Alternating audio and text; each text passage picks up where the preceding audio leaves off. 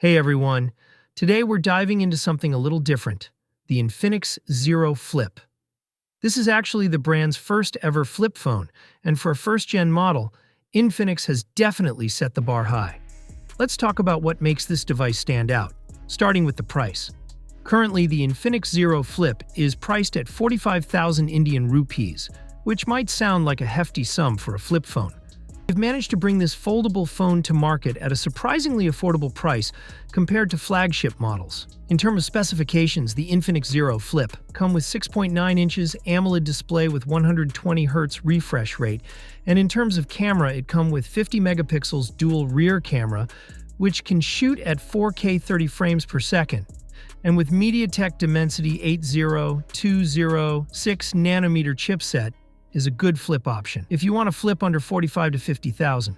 So without wasting time, let's unbox it. It comes in this beautiful box, Zero Flip. Get it now written in front, and then the storage and RAM variant. And its side you have some highlighted features like Pro Stable, Corning glass protection, NFC, high-res audio wireless, and at back you have some more highlighted features. Now let's open it up. At first you get the phone itself. Let's put it aside for now.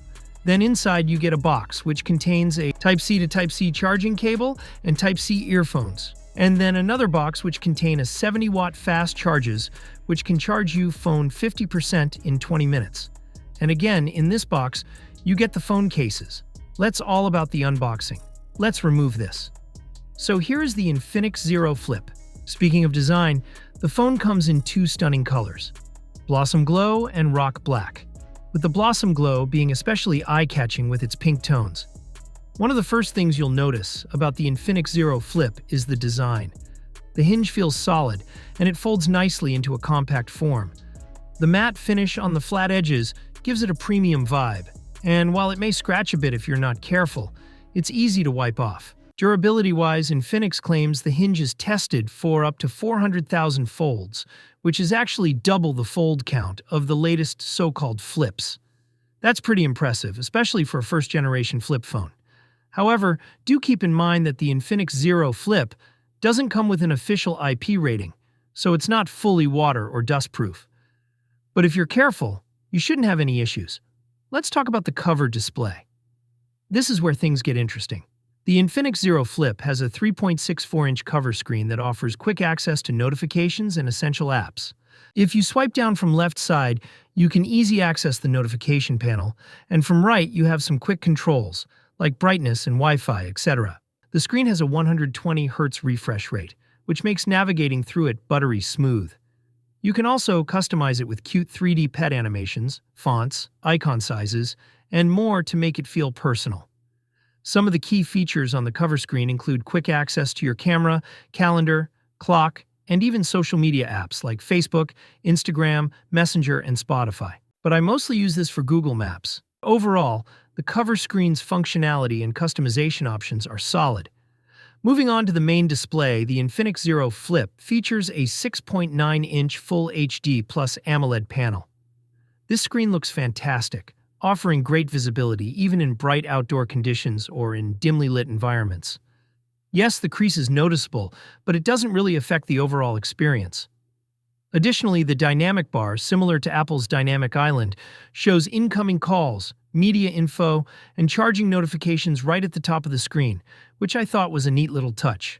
Let's talk about the camera. The Infinix Zero Flip comes with dual 50-megapixel camera, 50-megapixel main, and 50-megapixel ultra-wide, with the main camera boasting optical image stabilization, OIS, which helps with stabilization during photos and videos. Whether you're shooting landscapes or portraits, the camera performs well, offering sharp, vibrant images. The ultra-wide camera also holds its ground, producing clear shots without noticeable distortion, which is a win for a flip phone.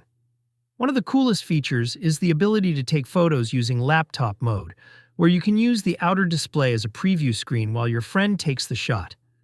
There's also a fun DV mode that transforms the phone into a retro-style camcorder.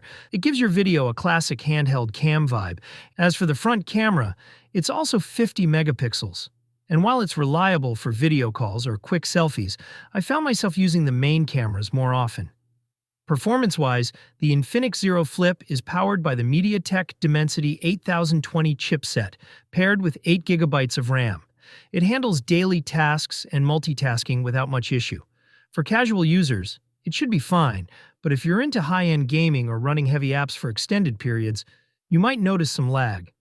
Still, the 120Hz refresh rate does help make the overall experience smoother.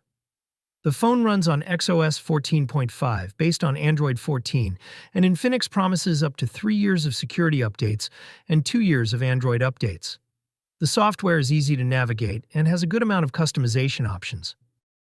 And for the security, it has side-mounted fingerprint, which is quick and fast, and you also have an option for face lock with this cool dynamic effect. Battery life is another strong point. The Infinix Zero Flip has a 4,720 mAh battery and comes with a 70-watt fast charger in the box. Infinix claims that the phone can charge to 50% in just 17 minutes, and I found that it actually hit 50% in around 20 minutes, even while using the phone. That's incredibly fast for a flip phone, and it's a major selling point. All in all, the Infinix Zero Flip is an impressive first attempt at a foldable phone from the brand.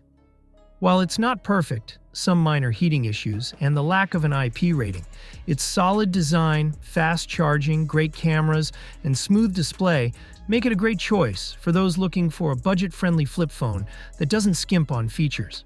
That's all for today's review. I hope you found this helpful. And if you're considering the Infinix Zero Flip as your next phone, let me know your thoughts in the comments. Don't forget to like and subscribe for more tech reviews. Catch you in the next one.